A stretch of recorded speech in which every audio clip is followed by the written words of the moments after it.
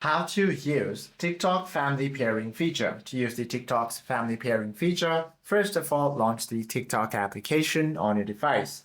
Now, once you open it, all you have to do is go ahead and then tap on your profile icon on the bottom right corner, tap on these three horizontal lines on the top right.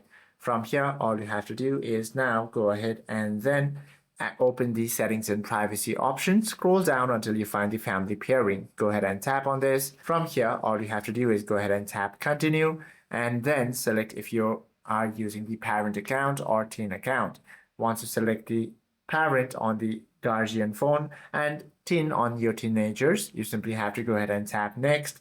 Then scan the QR code link shown onto your phone and then confirm the connection. You can now use the remote parental controls to set the daily limits and also mute notifications as well as set content restrictions. Hope this video helps you out a lot. If you have any questions or queries, do comment down below.